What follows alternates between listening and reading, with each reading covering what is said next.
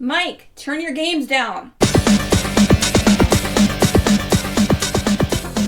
Hi, we're episode 309 of Games My Mom Found. I am Mike Albertin, and who's playing Stargate with me tonight? Hi, I'm Phoebe Stanton, and I'm a fawn, you dork.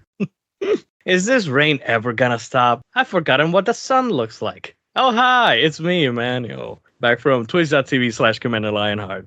And I am Kallian, and I am ready for a vacation. Same here. Michael says, I need a vacation. I need a vacation from this week. Well, I need. No thermostats breaking, no cars breaking down. That's what I need. Hey, some of us got to have a vacation. Now we're getting ready for 6 days at work at a time. Hey, my vacation was 2 days, yesterday and today. And because I asked. Fun Otherwise, I would have been fucked. So we are here to talk about a game that I had never planned to put on this podcast. And we had to force him to put it on the podcast. You did. Spyro 2 Riptos Ray, developed by Insomniac, published by Sony, and came out in 1999. Yes, we are doing this, Michael, at the 25th anniversary of the game. Oh yeah, because we're recording this December 1st, and the anniversary is November 2nd, 19... Okay. Oh, God, we're old. Yes, we are. Shut up, Phoebe. I thought you'd known that for a while. I've known that for a good while. We're not that old, but we feel old. We can definitely feel that old. So I always like to start these off with our memories of a game. I had never played Spyro 2 before, even though I had Spyro 1 as a kid. I liked it enough. I never touched this game, and I don't know why. Because you're Michael. I don't like platforms, but I'm just surprised that this game had never been played emulation. I have never had any interest, any desire to play this game. I still didn't, even when they got put on the show. So yeah, that's my history with Spyro 2. Even with the high praise of you liking the first game. Yeah, I just had no interest because I'm just not a big platformer guy. I'm like, I don't care. Like, I don't really like collectathons a whole lot. This isn't that bad compared to other collectathons that are on my to-do list made by Rare. Are you They're on a to-do list that might never happen. They are on a to-do list. Oh, man. Can't guarantee I'll ever actually play them, but I think about it every so often. Donkey Kong 64, I'm looking at you. Exactly. Oh, banana. Buckle up. I will be modding it when I play it. I'm not playing it legit in any shape or form. There is a mod for that game, right? Where you can switch characters whenever you want. On the fly. Yeah, That That's saves the version you, I'm playing. It saves so much fucking time. That saves several hours easily just from sheer backtracking to the stupid barrels. That's why I'm going to play it that way if I ever get to it, but that's neither here nor there. And Phoebe, what is your history with this game? I have no history with this game. My history with the entire Spyro franchise is very weird compared to the normal gamer. Okay. Yes. And Kyle? So I owned the first Spyro game as a kid, and then one of my best friends owned this one when we were kids. So the two of us played through both of those games together. And then I played the entire Reignited trilogy during COVID when I had nothing else to do. Well, that's fair. So I've played this game a couple of times. I'm a big 3D platformer collectathon My man. stan.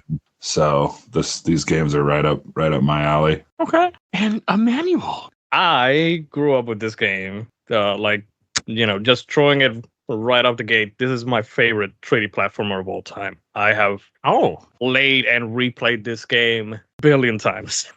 I don't actually remember if I initially owned the game or if I first rented the game, because back in the PS1 days, I didn't used to own that many games. I just rented them off of Blockbuster. But since I did own Spyro 1, it was the first game that I ever played. And when this came out, I don't really remember. I've tried asking my mom because she was the one that always either bought me the games or rented them or whatever. I know that Spyro 3, I do remember very specifically that one, she rented it for me and she brought it to me at school when she came to pick me up.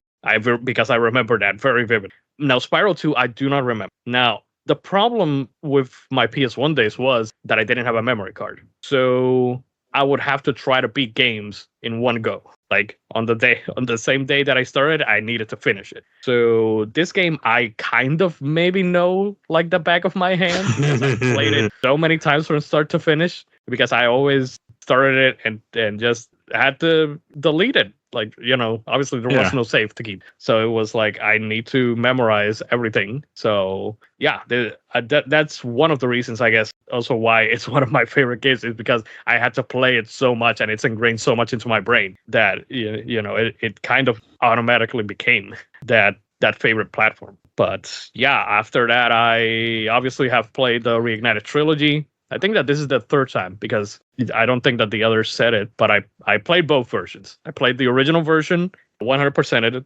and played the Reignited trilogy, or the Reignited version, I should say, and 100%ed it as well. Nice. So, I mean, this thankfully is accessible for almost everybody, because the Reignited trilogy does exist, which is just essentially, it's a remake, but it's really just a reskinning with a few quality of life enhancements, correct? Yeah, it's basically the same game, except, now that I've finally, because when I played the Reignited trilogy, I had not played the original games for quite a while. So this time I was like, I'm going to do this. I want to see, because for Spyro 1, I think that last time when we talked about it, I did say specifically that for me, the Reignited version is the definitive version, because it is a much better experience overall compared to the original product. I still like the original one, but I just think that Reignited replaces Spyro 1. In the case of Spyro 2, since it's my favorite game of all time, there were a couple things that kind of soured me, because I am so used to certain sounds, like the fanfare, for example. Whenever you complete a level, you get all the gems, all the orbs, and the talisman. There would be like this little fanfare where it was like bing, bing, bing, ding, ding, ding, ding. And that's not in the Reignited trilogy. Your game had sound? I forget that Michael always has the mute. Not always, but I did for this game. Was only on once in a while, and then when you got turned off. You don't need the sound for this game, in my opinion. No. I hate you so much, because this soundtrack is also like one of my favorites. So.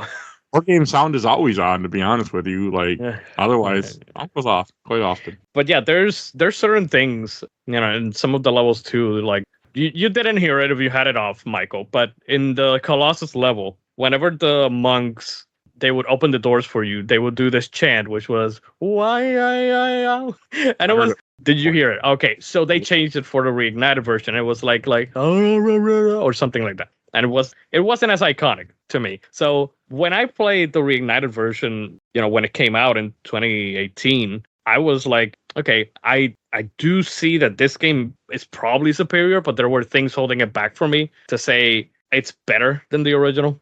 But, now having played both versions back to back, I have maybe changed my opinion. We will see at the end of the episode. All right. I mean, this game surprised me how much fun it was. I wasn't expecting, because I played Spyro 1, beaten it for this podcast. Like, it didn't really leave a lasting impression to me where I'm like, yeah, I want to experience the entire series. And I still don't really, but that's because it's a platformer. But this game is really charming. Like, the whole idea is that Spyro is trying to go on a vacation and ends up, because some scientist thinks he's in Stargate, is making a Stargate and opens up a portal to the wrong world, and it invites a tyrant into the world named Riptos. Like, that's the story, and then he's like, well, we got to get someone else, so we'll just we'll see if we can get a dragon instead. Like, kind of a humorous story, and that's 100% Stargate reference. 100% what they were going for. See, I've only ever seen Stargate once, so I didn't even know that's what it was. You don't need. Yeah, the movie you can skip completely. The that's what I've seen. The movie. Kurt Russell. Yeah, the one with Kurt Russell. I've seen it. You don't need to see it. I've seen it once. That's once is enough. Leave it at that. The show. Watch SG-1. Watch Atlantis. Leave the other two shows behind. Okay. I never watched Atlantis because I don't know. I watched all of SG-1 and I was just I was done. Atlantis is great. Universe, I've heard, is good. We don't ever talk about Infinity. It didn't exist. I think Universe is panned too, but Infinity is hated. But I could be wrong on which one is which. There's also a couple Stargate movies, but that's neither here nor there. But that's 100% what this is. That is a Stargate that he has made. Like, that's, and the way that it's powered up and everything, like, that's 100% what they were going Just for. The chevrons and everything. Yeah. Like, I mean, yes, I know it's like, that's kind of, you had Portal Spyro 1 too, right? That looks like this? There are portals in Spyro 1. Yeah, they're similar. Yeah, except, there's this one that is like the big one from where Ripto came, that they have to power up with orbs. Yeah, that's the Stargate reference right there. Okay. I mean, Stargate isn't orbs. You have to line up hieroglyphics to what world you want, and then you need God, what the hell is that piece called, Phoebe, that they have to always find? 0 point module, so ZPM. God, it's been a while. But yes, so I mean, it's not you have to find things, but it's the same. It's a reference. I did not put together until like today. Well, I was watching a YouTube video to get caught up for this episode, and the guy's like, "Yeah, because the doctor just opened up a poor orb, a world somewhere, and he asked what coordinates should I put in?" The guy gave him his birthday. I'm like, "That's Stargate. It's a Stargate reference." Oh, okay. God damn you, Hunter! Damn. Yeah, okay. I never. The most useless character in the whole game. Good lord. Yeah. Franchise. Hunter sucks. He does. Hunter, do something. Oh, stop.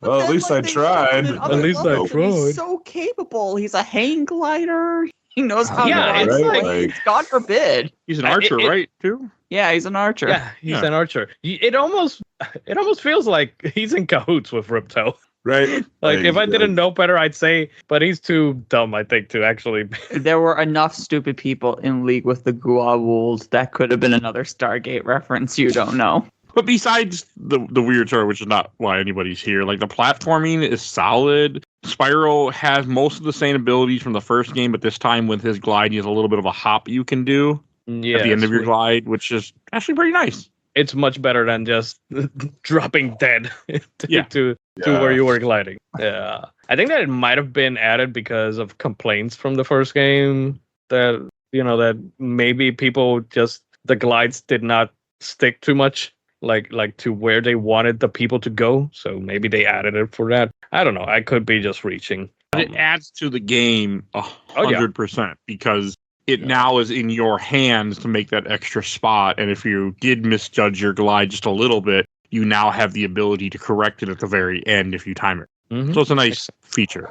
Yep, it is a welcome addition. This game got rid of the eggs. Thank God. You don't have to chase those down those stupid thieves except for 1 point in this game. the worst characters in all of Spyro. I hate chasing the thieves and that one gem, that one orb you have to get from chasing them. But it's just one, and you can thank goodness. You can cheat them too. And you can skip them. Like, you don't need every orb in this game to beat the game. You only need 40 of the 60 orbs. So this game got rid of the dragons. It got rid of the eggs. You now have the same jewels like you had in the other game. You have tailsmans by beating levels up until the third world, and you have orbs that you get that are hidden throughout the world. Mostly in the world, they're quests, but there's some in the main world that are just kind of hidden. You have to find in the main hubs. Which I'm going to say, and again, this is super biased of me, but orbs are essentially like my favorite collectible in any game. Like I think that in one of the levels, it's in one of the last levels in Metropolis,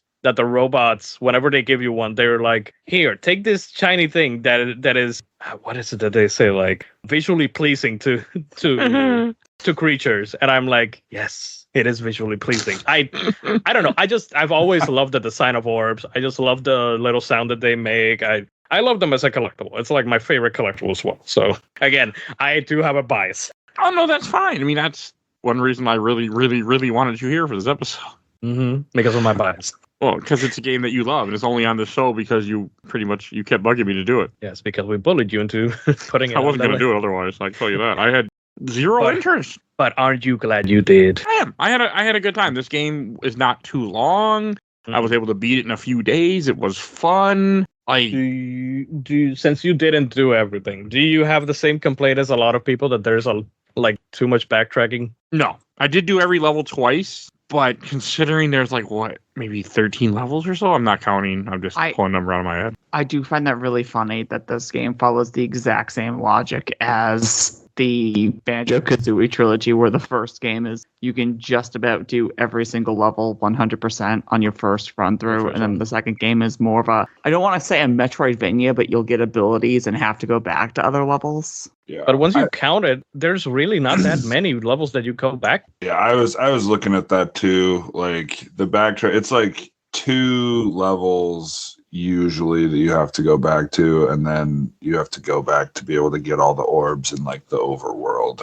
Yeah, I went back to every level, but that's because I didn't go for orbs the first time through. I would get them if I saw them, but I didn't go out of my way to look for them or try really hard if the puzzle was pissing me off.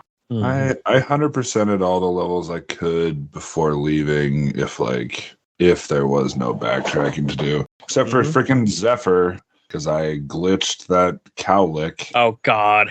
out of the entire game.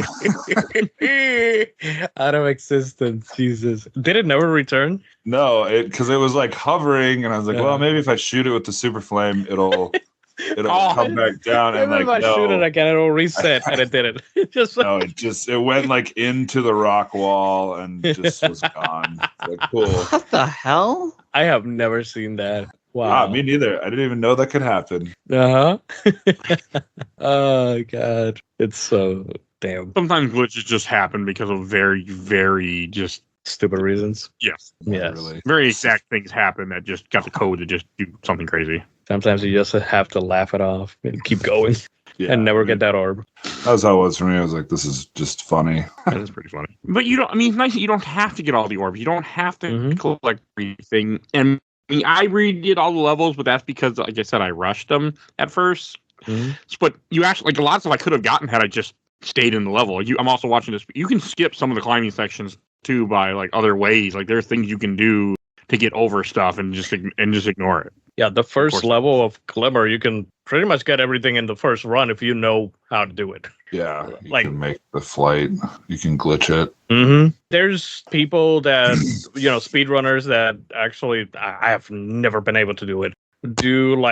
Because it's not in the Reignited trilogy. They actually like cut it out. But you can kind of do a double jump with Spyro. The second jump is like very minimal. It is very little, but it could give you like a little bit of a boost. If you're like charging and doing the jump, like you charge, jump, and jump again, kind of. So that's how they get on. Because I watched in the speedrun, they do that a few times where they charge and jump over stuff that they shouldn't have been able to. Yeah, I have never been able to like master that or actually do it, to be honest. What I usually did with Glimmer, which is the first world where you land, is that you take the flight that is outside and then you go into the cave. The meter is going to go down faster, it's going to drain faster, but it does give you kind of enough time for you to like, if you are hugging the left wall, you can get to where you needed to climb and just get the flight power up there, light the lamps, and get the remaining gems there. And you can 100% the level on the first go. Like that's what I usually always do. I never go back to Glimmer. I didn't even know that Glimmer had, because every other level has like an intro sequence, I never even knew that it had an intro sequence. Because I always thought that it was like what you see in the start of the game, which is Spyro arriving at Avalar and Ripto destroying the portal and all that. I thought that was the intro, but no, there is an actual intro where you see the lizards messing with the mice. Oh, yeah. Oh, and since you mentioned Glimmer, this gives me a good opportunity to bring this up. Apparently, in Europe, Australia, New Zealand, the second game is not called Ripto's Rage; it's called Gateway to Glimmer. Gateway to Glimmer. Also, they thought that would resonate better with the UK, and they thought Rage would resonate better with the Americans. But it's not Glimmer. Glimmer's just a small level. It should have been Avalon or whatever it's called. Yeah, like Gateway to Avalar. Yeah, get people's attention more to make them want Americans like anger. Did you know how the name Ripto came to be, Mike? No. So in the Japanese version of Spyro, using their kanji and all that, it kind of looks like it says Ripto instead of Spyro in the title. And that's how they came up with the idea for Ripto's name. Huh. Okay. That's creative. Little trivia. I love how things happen. So many things happen by accident in life. Yes. I mean, we call those happy accidents. So for the longest time until I beat Spyro earlier I think it was this year. I can't remember. I always thought Ripto's Rage was like Ripto was the villain from the first game. It wasn't, even though I played the first game a lot as a kid, I did not realize. Yeah, there's a new villain. Nasty Nork was the villain in game one. Yeah, there's a new villain in each one of them. In every single game. Or at least this original trilogy, because spoilers, not spoilers, Ripto returns for like a dragonfly. For the dragonfly. Like a dragonfly. Which, Mike, I'm just gonna tell you, we are doing the third game, and we are doing nothing else. I have heard the Game Boy nothing but terrible we things about the rest of the series after 3. I don't think Mike would be up to doing the advanced ones. I don't think. Like they're not as great as the PS1 games, but no, they're they were. I remember liking them when I played them in a handheld. Trying to play them other means in this day and age, it's like. Well, I don't know. It would be on a handheld, just a bigger handheld, but it would be on a. Oh, I know. Oh my god! I know that for you it would be. Yeah, oh god, it's so fucking worth it. Like, only thing I regret is that I was cheap and bought the smaller model when I should have bought the bigger model. That thing is so fucking worth it. I am thinking about maybe getting one. We'll see. Damn. I mean, it depends on your way of life. For me, it works perfectly because of my way of life. So okay. But you can there is like a docking station like the Switch, right? That you have to buy separately, but you can you can hook up to your TV. I've never done it, and I have no desire to do it, nor we'll find out. But yes, you can. Pretty sure. But yeah, aside from those Game Boy Advance trilogy, not counting the one that shall not be named ever. I hear that I want to play the toys ones, but the Skylanders ones. Oh my god. Unless you actually manage to get a copy and get yourself some Skylanders, you cannot. I didn't say I was playing that way, did I? I am telling you, Michael, it's one of the hardest things to emulate. Oh, okay. So that's why I'm telling you, like, unless you trust me, I have tried. Okay, and it's not good. Wait, I didn't buy the toys because I always allow you to do it. I think that you're thinking of Disney Infinity. I don't Disney think Infinity's on Steam. Yeah, Disney Infinity is on Steam, 3. and it has like everything unlocked. I don't think the Skylanders is on Steam. Skylanders never came out on PC. Nope. Has never been re-released. Like, the toys are toys are hard to find. I have a few, but I don't. There's so many different generations. I don't know what's what anymore, and I don't care to find out. I have the entire Disney Infinity set, just about. I have the entire Marvel and Star Wars set, and almost the entire Disney set. Same. So I bought them for cheap. It was buy 3 get 3 free when I bought them. I'm also sorry. I'm also very sorry because I want to get rid of the Marvel ones. I just want to stick with the Star Wars ones, and I want to get rid of the other ones that I can't. I still buy amiibos, like, not often, but I just bought a Pikachu amiibo and a Charizard amiibo not that long ago. Last amiibo that I bought was the Sora one. I want to play Skylanders, but that's that. I'm waiting for someday the emulation to be good on it, and then I will jump in when they get that figured out. We'll see. The only other ones are the Legend of Spyro games. They are hit or miss, depending on the person, because there are people who, like me, love the original trilogy and just cannot stand the Legend of Spyro games. I don't mind them because I played them when they came out. They are not they're not platformers. They are basically God of War clones. What? So, Oh, you didn't know this? No. Yeah, the Legend of Spyro games are basically. I don't even know what this. So it was a reboot, and they changed voice actors and everything. Elijah Wood was the voice of Spyro. They try to make Spyro a little like cooler, edgier. Yeah, edgier. They had some really good ideas. Like the same thing happened with like a Dragonfly. They had some really good ideas to maybe do a next game. It's just their execution was really bad. Like a Dragonfly is one of my most hated games, probably because that is an unfinished mess. You can beat it in 2 minutes or something. You can literally just glitch into the final boss, and I know how to do it, and you can beat it in 2 minutes. It's and not even hard. No, that is so stupid. Because the game is so unfinished and so unpolished and so broken that it's nothing. I really hate that game a lot. And you know, we're talking about a polished Publisher's fault too. Oh yeah, because it's all the publisher's fault. By that point, Insomniac had nothing to do with Spyro anymore. Yeah, Insomniac. No, but after the original trilogy, I think, right? Yeah, they leave. Yeah, because both Spyro and Crash, they weren't Sony's actual property. They were Universal's property that they made a deal with Sony to have Naughty Dog and Insomniac create these characters and these 3 games, and then Universal would keep the rights, I guess. I don't know. It's a weird thing. And from that, we got Jack and we got Ratchet, and Jack's great. Jack 1 is great. That's what. And hey, it's coming back to PS Plus Premium. Anyways, back to Spyro. But like, I do like with Spyro 2 that like you have the little animals you kill to get butterflies for your little firefly. Yeah, that's the same as the first game. That's all of them. But I know, but there are a lot of different kinds in this one, and I thought it was cute. And it's also the enemies now are different, and not like in the first game where it was just Norks dressing up differently or different sized Norks. Here it's like actual different enemies. Like you're world trotting because it's Stargate inspired by. So the idea is that you're seeing different worlds and different people in different places versus you fighting one bad guy. Yeah, I actually really like the way that they like do that setup versus Spyro 1, where it's just, you know, go to the level, free the dragons. This one's like, similar setup. It's like, oh, this realm is in peril. Here I come to be the hero and get your talisman so I can go torch this tiny angry guy. It works well. Give Ripto the hot foot and be back by lunchtime. But it all works well. It does feel like a globe-trotting world. Like the idea that you have like 3 main characters besides Spyro. You have the professor who thought he was in Stargate. You have the stupid cheetah that we mentioned that doesn't do anything. Yet he's a cheetah. God and damn it, Hunter. you have the Satur. She's a Fun, you dork. Oh, yeah, that's in the game, isn't it? Yes, it is. Yes, looks like a Satur. Literally at the start He's of a the satyr, game. yes. There, okay. You have Moneybags who shows up. He's an asshole. Asshole Moneybags. That fucking bear. I mean, it's the only reason you need to collect money. It is a good reason. You know, it's a much better reason than just getting all those gems and not do anything with them except for maybe progress to the next level or whatever. At least here it's like, oh, I can teach you a new move. Oh, I can open the path that I may have just blocked before you got here, so you pay me money because capitalism, baby. Spyro, I hate this tyrant, but in order to get to him, I need you to give me the money. The worst part is that he actually sells some fucking bombs and then Ripto just kicks him out of the castle again.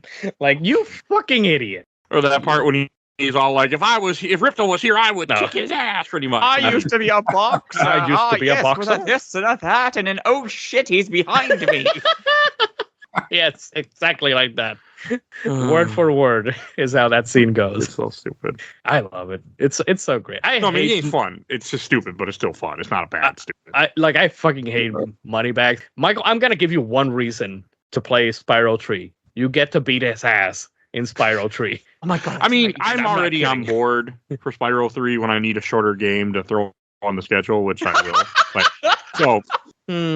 I mean shorter. I mean something that isn't going to take me like 30 hours. It's relatively longer than this.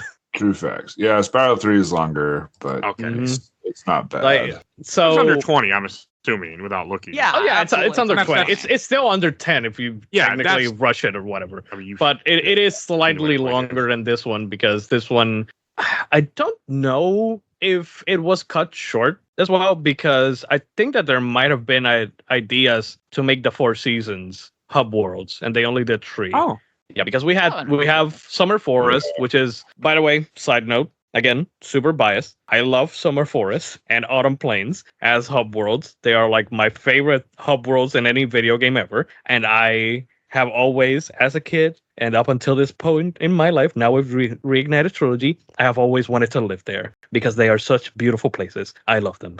Anyways, it was supposed to be Summer Forest, Autumn Plains, Winter Tundra, and a Spring hub world. But I think that the idea was to put 4, but they had to cut 1 short because of time constraints. Yeah. Because these games were made 1 year apart from each other. Yeah, I figured it was something like that. Yeah, these devs were wild in the 90s. Like, they could just pump up games each year and they would still be like quality. Not Back in our day. Back in our day, devs made games in a year and they were high quality. Not like today's piece of shit. That takes 6 to 9 years to make. It's been 12 years since goddamn GTA 5 and there's still no GTA 6. Emanuel, here, have a butterscotch candy. Oh, it's butterscotch. Oh. Mm-hmm. No, I always forget that. Like, I mean, this again, it makes sense. It only took a year because they also did reuse. But that's what gaming I think was also. I'm gonna get on my old man porch too. I mean, gaming in some aspects was better for the industry when they could pump things out and not spend millions upon millions. Okay, if we don't sell 100 million copies of this game, it's a bust. Like, and that is not. Can't do that unless we're nearing another collapse. Oh yeah, we are. Oh yeah, I've been saying it for a while now that we're probably gonna have another video game crash if things keep going the way it is. And for as much as I have a hate-love relationship with them, Nintendo's gonna be the only one that's gonna save our asses. Well, they're not going to because say Rascal. They're going to be the only one that's still be around. But even indie is where things are going. no, Nintendo and indies, but Nintendo, they were the saviors of the last video game crash. And since Nintendo always does whatever the fuck they do, not in rhythm with anybody else, usually people are just gonna gravitate towards them again. And just I really don't. I have issues, but I have issues as well. I have a love-hate relationship with Nintendo. So Yep. You're probably right though, because like they'll stay the course somehow. MiHoYo will survive. Okay, Nintendo, indies, and MiHoYo will. But no, that's probably going to happen. There's going to be a big change because you can't be spending millions upon millions, and it's just not a good business. We're seeing it. We saw it with Concord. Yeah. And with the more shit that's going to that could happen that people are worried about in the next 4 years, like you can't be like, well, we also added 25% tax now to this too. Like, you want to see digital game become a thing real fast? Oh yeah, that's how you make digital games become a thing real fast. That's the worst part of it all. Even though maybe that's why GameStop is closing down a bunch of stores right now. GameStop has been closed since. GameStop should be dead. They stopped shipping to Puerto Rico. They should be dead. They had their moment in the sun where they broke the stock market for a day, and then that was more than a day, but yeah, they faded away. The only reason why anybody continued to do anything at GameStop was for Game Informer, and Game Informer is dead. That's it. That's the end. And because they stopped shipping to Puerto Rico, so fuck them. Why they ship to Puerto Rico? You are a U.S. county, or not county, but like because we're apparently a garbage island. Anyways, let's not get political. I forgot about that. Let us talk about that dirtbag money bags. Moneybags. It is nice to have a cast of characters this time. It's nice that it's not just go save a dragon. Okay, I got X amount of dragons saved. I got X amount of eggs. I can move on to the game. Like, it is nice what they add to the game, and there is a lot of stuff happening, and I do appreciate even like the stuff with the Talesman. It does split up the different quests you have to do. There's lots of different things that come up. There's a hockey game, for example, that I'm watching right now in the speedrun. And you just little things the game just puts in there, and I guess that hockey game is in there just because when they were relaxing, they would play hockey, and that's how that ended up in the game.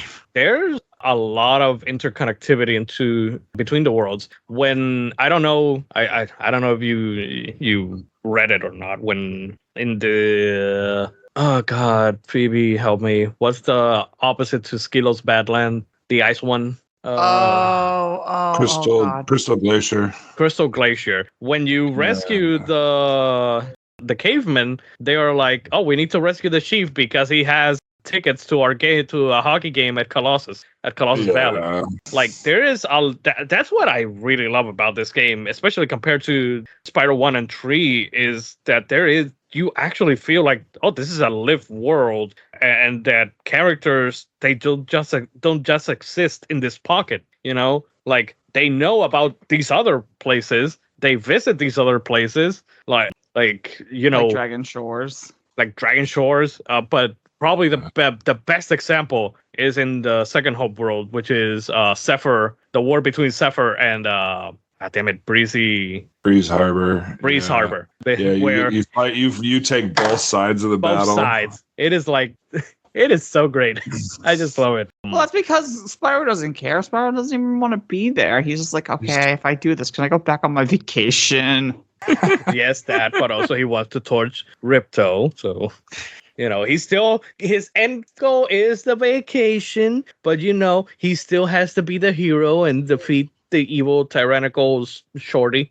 Bring it on, Shorty. Why do you think I put the Pymations video in the group chat? That is that is what happens in this entire trilogy. I do like it's cute that he just wants to go on vacation, because after he beat Nasty Nork and saved everybody, he's like, I just want to go relax. And the whole idea here, they're like, we'll take you to Dragon Shores if you get us enough orbs and beat this stupid tyrant that we unleashed by accident. Yes, accident. Stupid. Fix all our problems, and then you can leave. Fix all our problems, because this fucking sheet is useless. Oh man, I can't believe I missed. I could do that. Hunter, how can we trust with 14 talismans if you can't even keep track of your running shoes? Again, he knows how to hang glide and pilot a When he Fucking can, plane and he everything. can parkour around and. It's, But, you know. I don't know. He's such a he's a secret villain. He's just- Probably. Well, so I mean, Probably. there's I think there might be something to that, especially at the end, like that final battle when he drops the orbs. Like He drops them all the time on he's- Ripto. yeah, he sucks. You're just like, come on, man. I'm so far away from that. he's a double agent. I'm telling you. I do want to say the boss fights are better. I don't really remember Spyro 1, unfortunately, but these are definitely better from what There I are just no boss battles in Spyro You 1. have Kinda. It's just I know chase Marky around, Mark. chase something around, flame them, keep chasing them around, flame them again until they die. That's there's it. a sheep and a scarecrow Yeah. outfit. There's That's probably the most a big iconic. a lady that doesn't tornado use- wizard. I just played both of them back to back for this podcast. The metal, That was your choice. Metalhead. I know, and I 100% did both of them, and it was great. I'm so I mean, I can proud of you, see, Phoebe. like, I can see this game being 100% not that bad because I didn't do it, but I did get over. I think I got over 50 orbs or over. I got well over 40, but I just didn't care because I'm like, Probably Like, the what's the worst thing that I know that a lot of people would point out is the speedways. I know that. oh, those are awful. I know that nobody likes the speedways. Those are They're the worst. fine. You just have They're- to yeah. learn. They're hard. You just have to learn the pattern of how to do things, and that's it. They're not hard. I can. Okay, maybe it's because I've done it for so much time, but I can do it and say and have like so much time left. Like You know the pattern. I like, will say, well, I don't know if it's because of my controller or not. I will say in the Reignite trilogy, it might be a little bit more difficult, the speedways, because I did all the speedways on my first try in the original version, and for some reason in the Reigniter one, there was one that I just had to restart a couple times because it just didn't move right. Like I couldn't hit whatever it was right, so I don't know. The, I mean, the part of Metro that- Speedway, there were people on Reddit talking about how the hidden orb challenge behind the waterfall is such BS. It's not bad at all. I don't know why people are complaining. The Just thief, the internet? thieves Yeah, one? the Thieves one. I Okay. got on my second try. Yeah, so the speedways, you get gems when you get all the things, but there is always one hidden orb in them. Like you have to find a certain character, sometimes it's even Hunter, talk to them after you've collected everything, and then they'll like, oh, you gotta do this mission and I'll give you an orb or whatever. So yeah, there's one in Metro Speedway. This is the one in Autumn Plains that you have to follow Hunter. He's gonna shoot some cat burglars, and they're gonna drug a package, and you have to catch the package. It's all about just looking at where Hunter is shooting, and then following that. Yeah, and you can pause buffer yourself. Just hit triangle and stop flying for a second. Mhm. Then you catch up to him, and you'll see where everything is. I messed with the speedways a little bit, but that's also what I made peace. Like, yeah, I don't need all these orbs. Fuck this. Because I did replay all the levels in the first hub world, got all the orbs, but that one, I also didn't find the ones that were in the hub world because they're hidden, and I didn't care enough to look that up. Because once I knew I only needed 40 to beat the game, I'm like, well, that's my goal is to get 40. Mm. Because I was never going to go for 100%. I had no interest to doing it. You should go back. Oh, I gotta work on the next game already. Like that's due in a week. That's how Michael does it. I've already like. But then again, even if I wasn't for this podcast, I wouldn't go back. I very seldom, especially with no achievements and no, because I didn't play the Reignited because I wanted save states. I own the Reignited. I had actually bought it at some Spyro's point. pretty fine without save states. Like, I'm not good at platformers. So. Michael would I think like compared to I think you Spyro can do it. 1, where you have like treetops or whatever. Spyro 2 is relatively easier, I would say. You don't really need save states. Other than Eh. the final boss, it didn't seem too terrible. Gulp. Yeah, I will say in Reignited Trilogy, Gulp is a nightmare. Well, it was until I figured it out. Because Even you when us- doing that, I struggled. what you usually do in the original version in the Gulp fight, which this is going ahead, which is the second boss fight. You know, when he charges at you and he's going to stomp you by jumping and splashing you, what you usually do is just run away. Like wherever he is, you just run the opposite direction. In the Reignited version, if you try to do that, he's gonna hit you still. No, you have to So run at him at a diagonal. and you then have when to he leaps run up, at start him. spamming L1. Yep, but it's something like that. I didn't have to spam. I actually did the fight without getting hit. Oh, in without using the super flame or anything.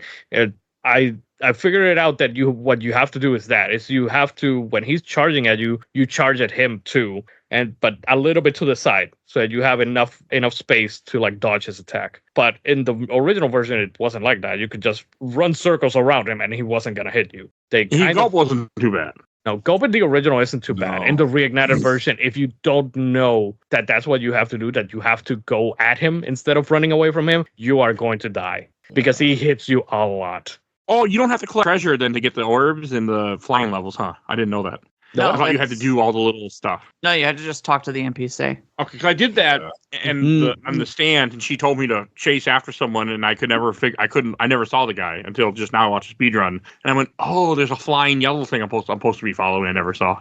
I looked for it. Didn't see but it. you still need to complete the speedway, like in terms of like getting everything. Because if you go to the stand and you haven't collected everything in the speedway, she's just gonna say like, you have to collect them or so that's what she was saying. You have to prove yourself to me or whatever, and then I'll give you a challenge. Okay, then I'm glad I didn't bother with that because that was stupid. Yeah.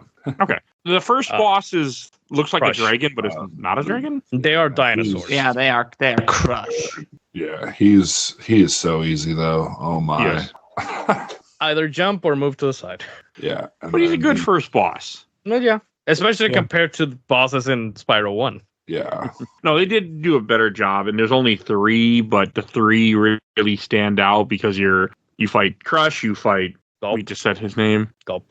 And then you fight Ripto. And Ripto's, it's a long, epic fight, but it does fit the end of a fight. It does fit a final boss fight. It's especially much better than Nasty Nork in Spyro 1, which was that was terrible. Yeah, Don't worry. When we get to Spyro 3, you're going to just love fighting bosses. Mm-hmm. Yeah, they actually make bosses a little bit longer for Spyro 3. And there's more. There's way more. A lot. That's fine. Was Spyro 3 also a year after Spyro 2? Mm-hmm. Yep. Yes. Okay. Yeah, they pumped him out. But that was the thing back then. I mean, yeah, because the same thing happened with Crash. The Crash Bandicoot games was Crash 1 in 97? No, 96. Yeah, 96. 96, or Crash so. 2, Because Crash 97. 3 would be 98 or something. Crash 3, 98. Crash Team Racing, 99. And Crash Bash 2000, even though Naughty Dog had nothing to do with Crash Bash. I don't think they had anything to do with Team Racing either. No, they did Team Racing. Oh, did they? Yeah, literally when you start Crash Team Racing, it's Clancy Brown saying like, "Now get ready for another Naughty Dog creation." I have never really played much of that series. I played Nitro Fuels, not the original version. Okay. No, But that's the thing is, I grew up with all the Crash, or grew up with Crash 3 and got to rent 2 and 1 a bunch. But Spyro, my entire connection is a demo for Crash 1 that's in Crash 3. Spyro 1 has a demo in Crash 3. Spyro 1 has a demo disc volume 8. And then I rented Year of the Dragonfly. So this is the Reignited trilogy is my first time ever playing Ripto's Rage or any of these games all the way through. Okay. Okay. Nice. Great way to get into it. Yeah, no, the Reignited look really pretty. I mean, this game still looks good. Even Yeah, and it's so interesting because I get to look at it and go, well, okay, these were technically part of my childhood, but at the same time, not. And it would have still been the same path in life because they're both amazing platformers. Mm-hmm. Yeah, I was surprised how good it is. Like, I came into this game with 0 expectations, and I was surprised how much fun I was having. Like, as a guy who doesn't like platformers and doesn't like collectathons, this wasn't that bad because it didn't force me to collect every single thing I saw. Mm-hmm. Which like I could be said for a lot of other platformers that just I could have skipped more orbs than I even did. I just the platforming is pretty good. Like you have pretty decent control over Spyro and his movements. The only thing that's annoying is using the supercharge in the one level when you have to hit all the windmills, the metal windmills. Oh, the farmer one? Yeah, the one because you have to make like the loop. Oh. Yeah, those turns are tight. Yeah, well, Yeah, it's way they're- better than the one in Spyro 1 where you have to like jump around the circular pillar thing. Oh my god. Yeah, in Spyro 1 there was treetops, and then there was another one of the levels that you had to like ramp up the supercharge into many ramps to get to one point. And then We don't talk make- about treetops. That doesn't exist. Then make like a 180-degree turn. It's Yeah, at least in this game they don't like complicate things like that, like they did with Spyro 1. I really like how they use the power-ups in the game too. They were okay. Is there a way to keep them? You can keep the super flame, but you have to 100% Spoilers. the game. Yes. Oh. Oh, that's why this guy has it. Okay. Mm-hmm. I'm like, he just has Super Flame all the time. He's running through these levels getting Tailsmans. Or not Tailsmans, but... Is he playing original or He's playing reignite? original, but he did beat the Okay. game in the very beginning. So Yeah, he glitched. when you beat the game and keep the same save file, I think, and start a new game over it, you just start with the super flame from the Oh, start. maybe that's... What? Okay. I mean, I don't know if that happens in the original. I know that it happened in Reignited trilogy. Oh, that's That would have made the cool. game a lot easier if I would have kept my Super Flame or been I'll have it, because that was one of the... I did not like it when I have to go through and get the Super Flame, then use it before time runs out. That was annoying. Yeah, but then you break the game. And everything. No, I know. I just didn't like some of the time limit things, but... Yeah, I do wish that Spyro would keep like my dream for an actual Spyro 4, because fuck like a dragonfly, would be a concept that they kind of did with the third Legend of Spyro game, where Spyro had the ability to actually fly freely. And I don't know if it was Hub Worlds, because I never played the third Legend of Spyro game.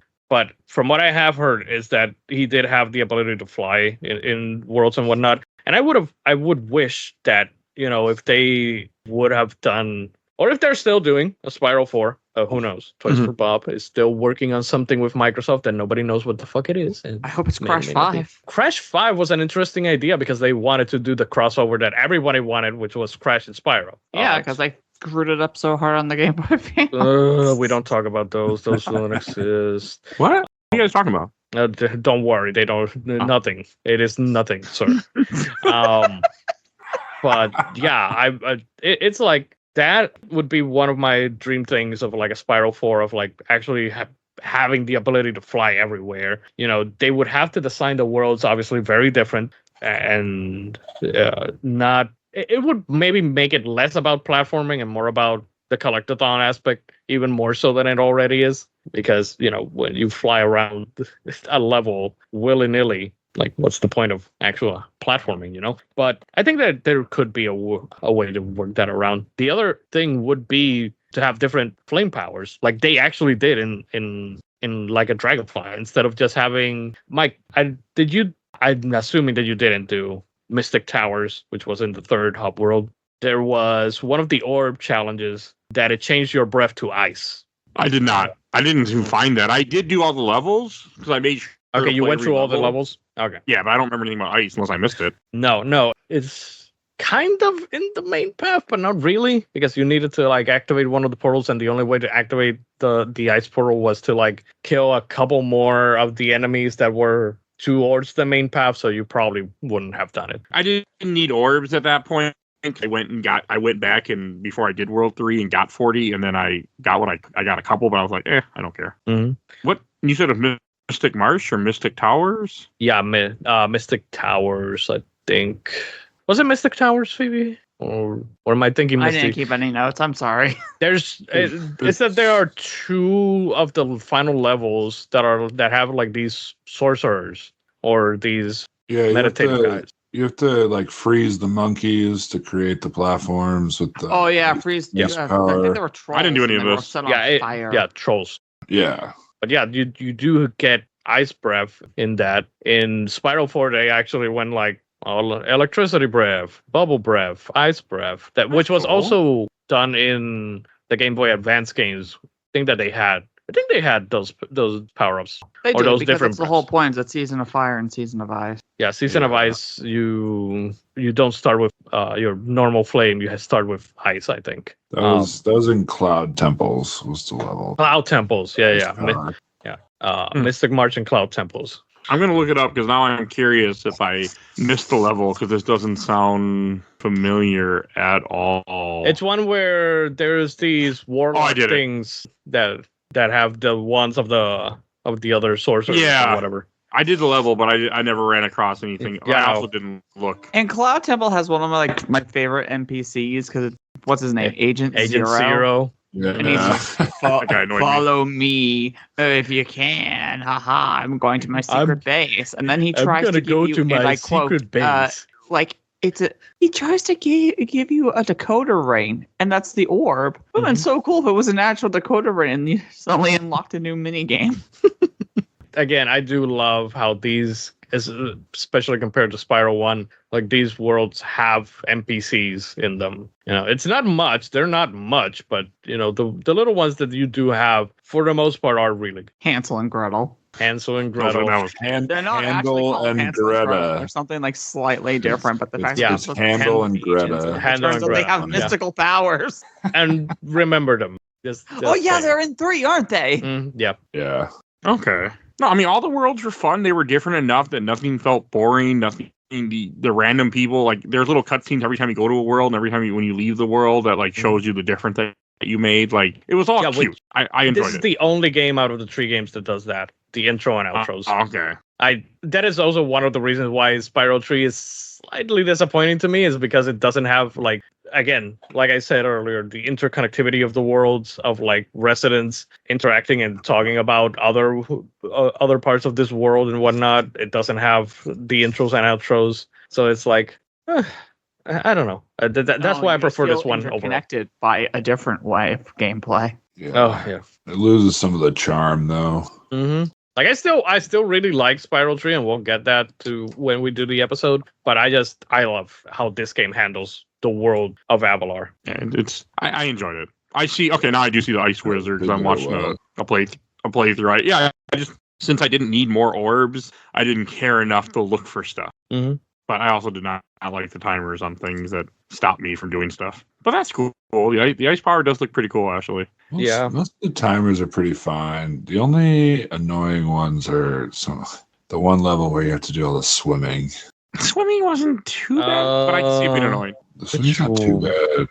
It wasn't Aquaria Towers. It's one of the ones where it might be where you have to super flame the sharks and like the second set of sharks. Oh, to hell with that level. I didn't do that. Yeah, with the it was sharks. Aquaria Towers. Oh yeah, okay, yeah, that shit was so that. annoying. Oh my goodness. I was like, nope, I'm good. We're just going to avoid this problem because I didn't need every tail. I didn't need every orb. So you have to get all the gems too, and like that wasn't happening. I kind of hated more the whole going to the top of the towers thing, to be honest, than the sharks. I was just waiting for the electricity to turn off, but the whole finding the towers and going to the entire level again. Mm-hmm. Yep, finding them in order. It's like, oh goodness. Yeah, like the same problem with the bottles with the question marks that constantly teleport away. What are those for? Some of those were really good, and it would be like a linear path back through the level, and some of them felt really random. Well, the fun part is that because the Reignited trilogy does add a gameplay element across all 3 games, where if you click in the left stick, sparks will point at the nearest gem. And because the bottle, even though it's teleporting, is a quote-unquote gem location, if you didn't pay attention, don't know where the bottle is, click the left stick and sparks points at it. Yep. I used that a fair amount. Again, Reignited trilogy just added a lot of quality of life features that just make it the overall better package. What do you get for doing 100%? Because I know, like, I got you get the super flame. You got the super flame. That's it. That's what's behind the door. Remember that I've been I teased the door twice. It's just an upgrade. Like, you don't get to like explore in a different world or anything. Well, if you get 55, you get to play all the mini games in Dragon Shores.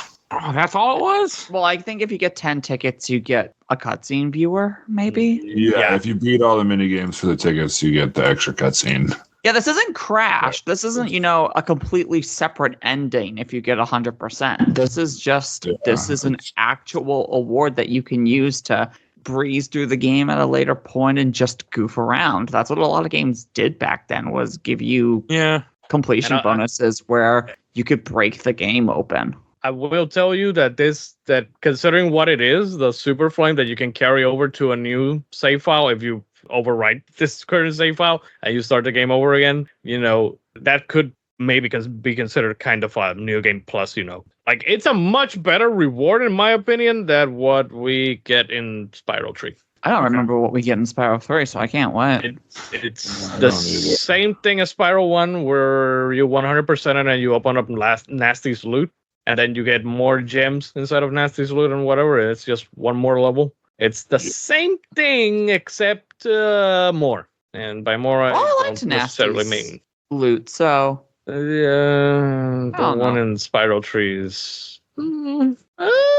It's probably a bad sign that I've 100%ed these games before when the Reignited trilogy first came out on a completely separate console. So this was like a whole new brand of trophies and stuff. But a lot of these levels, I was like, I thought this was a 3 level. I thought this was a 1 level. And it turns out, no, they're all levels from 2. And it's like, how much of 3 do I actually remember? I will say that even though I, played both games back to back and I knew exactly what to expect, with Reignited version, I don't know if I honestly don't remember when the last time that I played it. And I'm pretty sure that was like 3 years ago that I played that version. But for some reason, when I played it again this past week, it was almost like playing it again for the first time. And this is the 3rd time that I've played it. Because I was like, oh man, this looks really good. I don't know if it's because I was playing the old version and then the new version. So I had a very fresh, take of what these levels looked like in the original as compared to other times. But it looked like, oh man, they added this? Oh my god, this wasn't in the original. Like, they took away his guns too. They censored them. They're taking away our guns. Oh my god. They got woke. Stop. Okay, now money bags. Whenever we get political, we need to mention money bags. I didn't realize the Reignited trilogy came out in 2018. That's longer than I thought it was. My god, time flies. Oh yeah. You kidding? I still remember waking up super early because I had work that day to just go to Walmart, which is like a 30-minute drive from here. Go to Walmart, get my copy, bring it back home, get ready for work, and then go to work. And then after work was when I finally fucking played the damn thing. Yeah, I was surprised, kind of like you. I was surprised at how little of this I remembered, having played it just like, I guess it was like 4 years ago. But especially because like Spyro 1, I remember really, really well. But this one, especially like some of the intros to the worlds and stuff, I was like, oh yeah, I don't remember any of this. Yeah, that's kind of how our memories work. But yeah, I really enjoyed it. It made me want to maybe play 3 next year. I can't guarantee it will happen, but it might. We will bully him into doing it, people. What about Sly 3, Emanuel? What about that game? It's a good timing to do Sly 3 because they are adding the Sly 2 and Sly 3 to the PS Plus Premium. Wouldn't be till mid next year. I already have a April scheduled. With new trophies, so I could get the platinum. So you'd be interested in what you're trying to tell me. You're like, give me a reason to finally read, because Sly 3 is okay, right? I think it is a good reason for me to revisit it because I haven't revisited it. I've only played that game once. So, like, compared to Sly 1 and especially Sly 2, which I've played way more times, I've only played Sly 3 once. So I am very interested to go back to it because I still, even though I wasn't that favorable in our episode of Sly 2, I will admit, I don't remember. I still think that's my favorite overall. So Ape Escape, right? And Ape Escape. There's an Ape Escape on this podcast. Ape Escape. Yeah, I saw it's 3. He didn't play 1 and 2. You didn't play 1 and 2. That wasn't. I wasn't the guy who suggested I play 3. For the record, I wish that they would put Ape Escape 3 on PlayStation Plus. Fucking right. They've added Ape Escape 1 twice because they put the normal version and the PSP version. They are delisting the current Ape Escape 2 because they're doing the new Ape Escape 2 version with the emulation. They put the second game's emulation sucks. Yeah, the old emulations suck. Ape Academy 1 and 2, there's like a billion other Ape Escape games except for 3. And I'm like, why? I wonder if it's a rights issue. I always feel like rights issues play such a big part in It is. It has to be because there's a to. mini game in it that's a complete crossover, canon-wise, with Metal Gear Solid. Oh, Okay. I mean, you could probably patch that out, but I bet it's not that simple. No. It means you have to mess with it. You couldn't re-release the game. You have to remake the game. You couldn't just... Yeah. Like, Konami doesn't care. They probably need the money more than ever. Yeah, but they don't want Sony, whoever doesn't want to pay or get paid, pay them to do it or something. There's something issue that it's there, I bet. Who knows even owns the rights anymore to Ape Escape? Sony. It's their company. No, they still own it because it's their property. Like, they created it. It's, again, it's not like Spyro and Crash, which was like a joint, ownership between Universal and Sony. Like, that's why I get furious a lot with them either delisting or taking out games or not bringing back games that they goddamn own. Like, they are crying, we don't have IP. Bitch, have you looked at all these old IP that you have? Like, I can say from the bottom of my heart, as an Ape Escape super fan, that there's a Ape Escape level in Astrobot. Mm-hmm. And it's the best level. Oh my god, it's the best! You guys are making me want to play Astrobot, by the way. You should play Astrobot! Let's put it in the podcast. Yeah, that's not stopping me, to be honest. The price tag is stopping me. It's on sale right now. $50. I don't pay $60 very often. I have paid $60 once in the last 6 years, and that was for a deluxe version of a game. So games are $70 now, and they're gonna go higher. Stop. Not impressive. Look, I mean, I don't buy anything new. So if I could easily live and not play another new game that comes out in the next 4 years, and I still had plenty of content for this podcast. Michael, listen to me. Wow. Put it for the end of next year in the podcast, and by that point, it will be less than $30. I guarantee it. I would pay $30 for it. Put it on the list. I'm not writing that. I can't. I'm not doing what I did last year where I wrote I'm just going to write part of the year. I wrote the whole year way earlier than I should have. I went, nope, I'm not doing that again. So I try not to do more than 20 games at a time, and I'm already currently scheduled up to April. I try to leave it that way so I don't touch it. Otherwise, because then it change. Yeah, that way things don't change, or I'll get better ideas. Something like that. That makes sense. You do. All right. One last thing. I do want to talk about the Riptos fight where he has 3 forms you have to fight him in, which I thought was interesting, but was annoying at the same time. Yes. The first form is pretty easy. The first form is really easy. The second form is annoying because Hunter sucks at dropping orbs and just drops them right in front of Mecha Gulp. And the green power-ups suck. Yeah, it does. So you get 3 want the red. 3 quote-unquote never-before-seen powers, which are really just only one that you've kind of never seen. Because the blue one is the supercharge, the red one is the super flame, and the green one then is like a bomb-type super flame, I guess you could say. It's just it's plain as Plague Knight. It's Plague. Okay. Yeah. God damn it. Hey, episode up on the Podbean and wherever you listen to podcasts. Oh yeah, we have Plague Knight. We have Spectre. Plug. Eventually King Knight. Plug. Oh hell yeah, King Knight rules. Not because I was there. Plug. Hey, so the GBA games, those are top-down games? Yeah, they're isometric. Yes, they're isometric. Oh, okay. Yeah, maybe. They're so Spyro 3 I should play. Mm-hmm. You said I should play the GBA games and don't play Into the Dragonfly? No. Yep.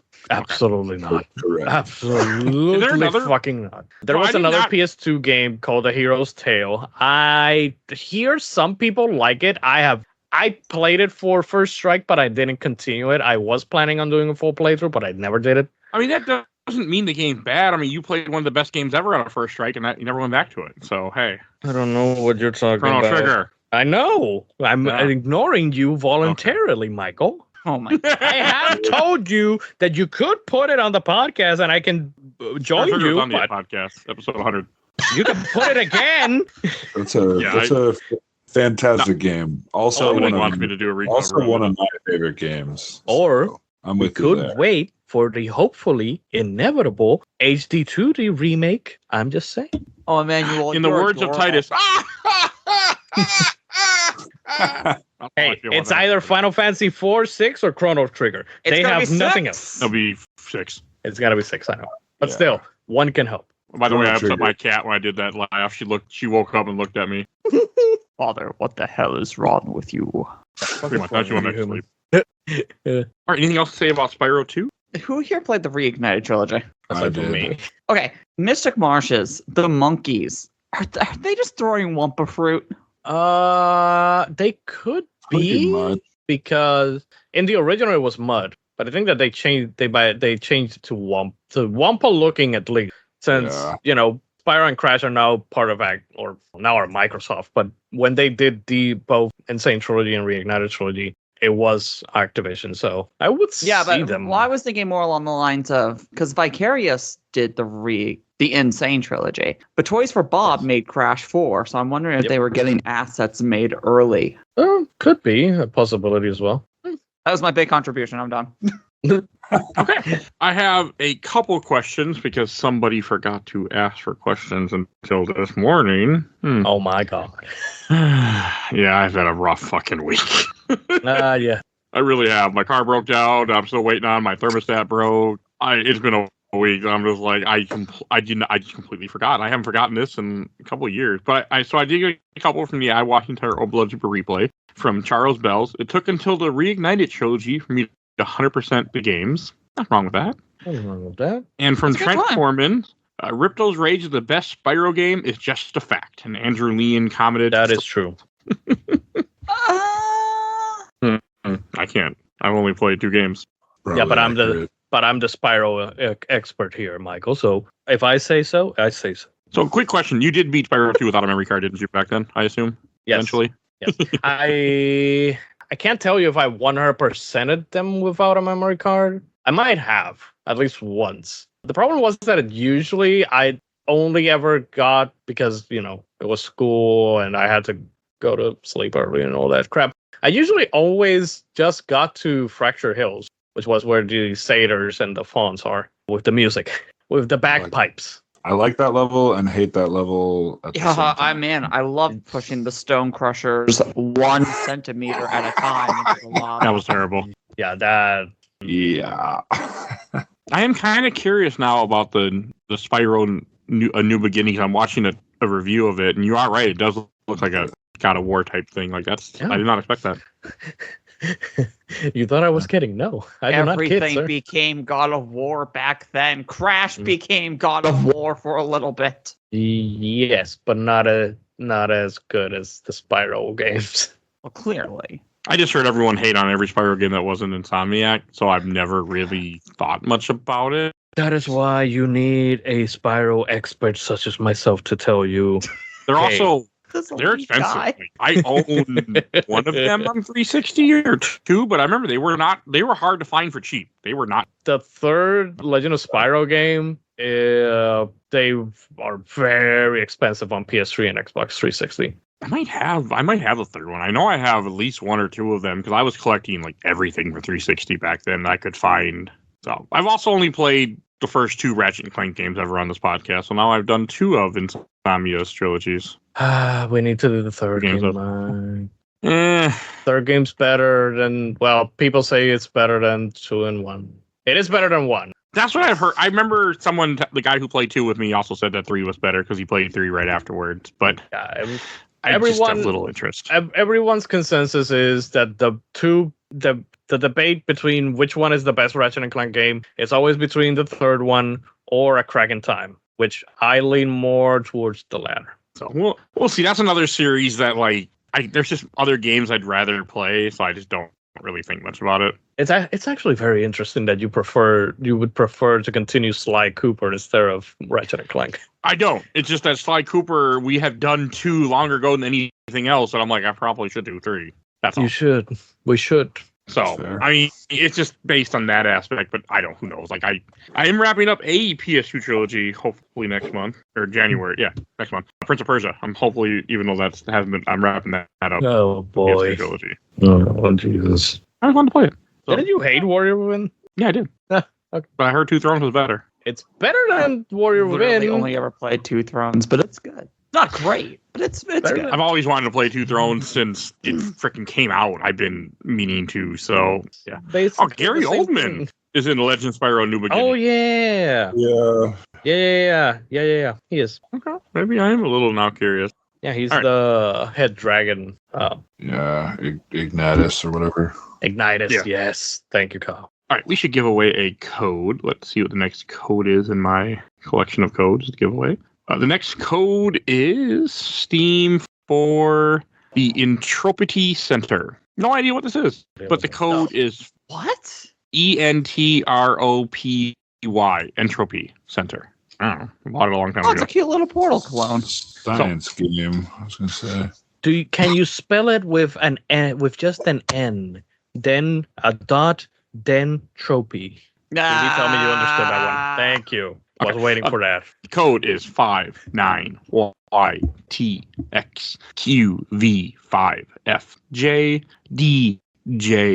59YTXQV5FJDJGXY. That is your code for the Entropy Center, whatever the fuck that is. It's a Or time you know, travel if you portal are game. listening to us, you could send a small fee of 100 gems.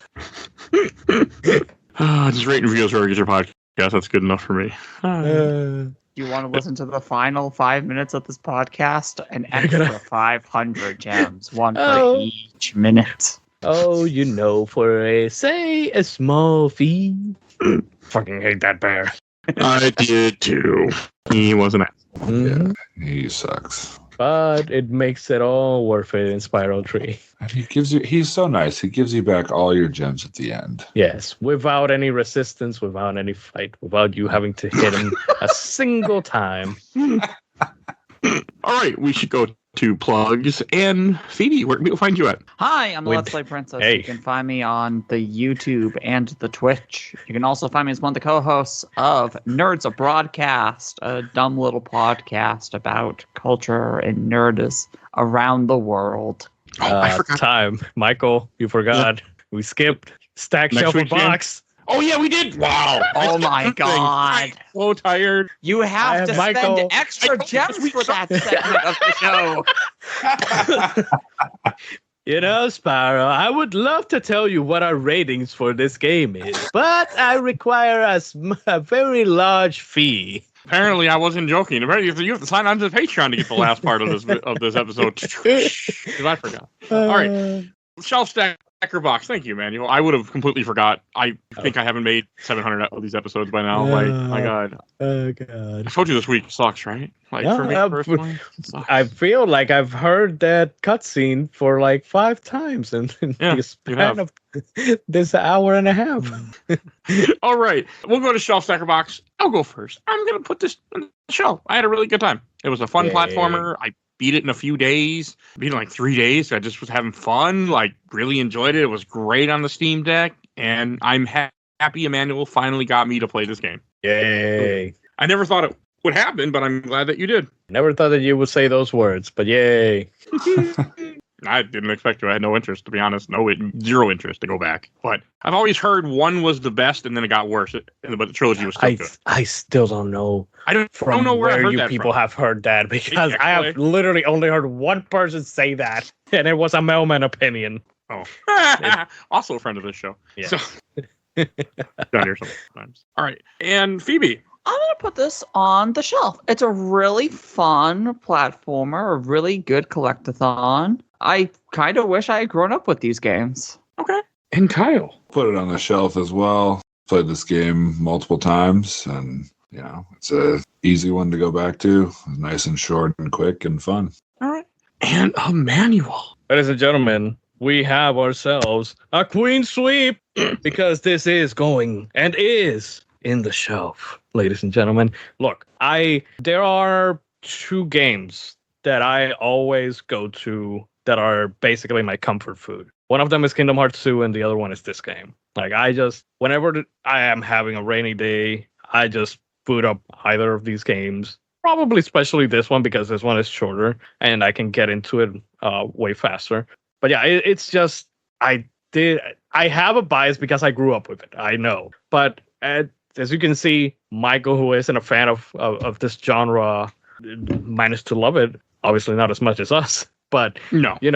We still got him to really like this game. So it's not just me being nostalgic. It's not just me like being the person who has played it a bazillion times at this point. It is. I truly do think that this is like an incredibly great game with great level design, and mostly because of its simplicity. It goes back to the Spyro 1 formula of it being a simple game. It doesn't, it doesn't overextend its reach trying to implement too many things. We'll get to that in Spyro 3, which is still not a bad thing in my opinion, but there will be a noticeable difference. But yeah, I love this world. I love the world of Avalar. I love these inhabitants.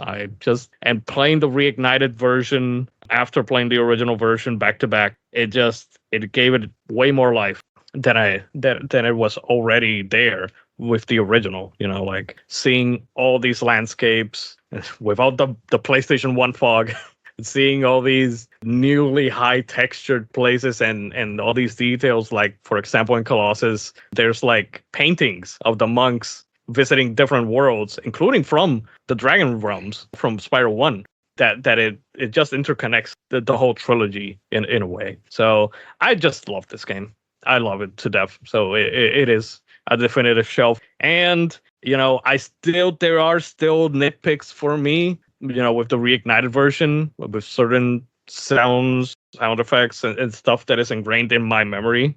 But I do think that overall, the reignited version is the definitive way to play this game, especially on Steam at 4K, 60 FPS, and with mods. Just saying. That's how it seems. Like, the reignited did seem like the right way to play this. I just want to say yes, especially because it is so accessible. It's on PlayStation 4, it's on Switch, it's on Xbox, it's on Steam. Literally play it on anything, which I always appreciate. Mm-hmm. I'm always happy when games are able to be re-released, and I'm glad that these came back out so people can experience them. Yeah, and that they were done so well and so faithfully, because we do have a lot of re-releases or remasters, remakes that unfortunately don't cut it, where you still kind of prefer the originals because they kind of butchered or did things wrong with those remasters or remakes. So that this one was done with such with such love, I really do appreciate Toys for Bob for giving us the reignited trilogy. And they're still around, aren't they? Yeah, they're now independent, but they're doing something for Xbox right now. Yes, they are working on a secret project that may or may not be Spyro 4 or Crash 5. We don't know. Oh, I see that some of their other stuff was Call of Duty Modern Warfare 3, Call of Duty Modern Warfare 2, Call of Duty Warzone. Don't do this. Yes, because they were sent to the cod mines before they broke free from their chains of slavery. I hate the fucking cod mine so much. I forgot we had 4 Skylander games. Yep. Damn. Only 4? I think that's what they made at least. Huh? I thought there were like 5 or 6. Maybe I'm crazy. Could have been that they did 4 and the other ones were made by a different group. Because I think that there are more. Oh, there's 5. Skylander. Okay, there's more. They didn't. One of them they must have not made then. Mm-hmm. God, I just remember like when those toys sold, because I remember I worked at Sam's Club. We had Skylander toys, and one of the assholes there in security is like, "Nope, we gotta lock everything up." I'm like, "We never will sell them." That's fine, as long as they don't get stolen. I don't give a shit. I'm like, I don't like you. Because his idea was like, hey, if it doesn't get stolen, I don't have to count it. We don't lose money, but if we don't sell it, we don't make money. So yeah. But, I don't like you. He doesn't like you either. Oh my god. All right. I should introduce what we're talking about next week. Next week, you can hear us talk about Earthbound. Nice. Yeah. Another game that maybe should get an HD 2D remake, but that one's not getting. Especially because that's Nintendo and not Square Enix. But who knows? Hey, Nintendo and Square Enix are starting to get along again now, right? So An HD 2D remake of Secret of Evermore. Secret of Mana. Evermore. Nobody's asking for Evermore. Even though I am playing Evermore later next year, so. I'm fucking asking for Evermore! Nobody has asked for it ever in the existence. I hate all of you. Fuck mana. I've never played Evermore, actually. Well, not all the way through, but I am. I'm changing that in a couple months. I've played neither, so All right, and we already did Phoebe's plug because somebody doesn't know how to host a podcast. And Emanuel, where we will find you at? Hey, twitch.tv/Commander Lionheart. I'm still haven't, as of currently right now, still haven't come back to stream, but I will soon because the Keeleys are coming and we're gonna drink along for those goddamn maybe rigged event that Elden Ring's gonna win. Again, fuck them. Yeah, as long as Lorelai wins an award, I'm happy. All right. So if you enjoyed this episode, over 700 other episodes of this podcast, you can find everything we do on Podbean. We do movies, TVs, games, comic books, whatever the fuck I get people to talk about with me. So check out our giant catalog. One sports show. We do a Patreon for the dog vote in our Patreon poll. We do 1 to 2 polls every month. You can do affect the show and support the show. And we have a Discord if you want to be on the show. If you want to chat with us, you want to suggest things I will someday get to. We have a Discord. Please join our Discord. I'm always happy to have new people join us. And I want to shout out my awesome intro and outro courtesy Elena at Hell Has Fear. You can follow her on TikTok and Instagram. Definitely go check her out. And check out A Gamer Looks at 40 with Bill Tucker. He's on hiatus till January, but hey, he's still got plenty of episodes. You never listen to the show. I think that's... Oh, yeah, please follow us on Facebook, Instagram, Threads, Blue Sky, YouTube, TikTok, rate and reviews, or wherever you get your podcast. Please helps the algorithm. I think that's everything I need to say. So we will see you guys all next time. Bye, everybody. Goodbye, dragon. So long.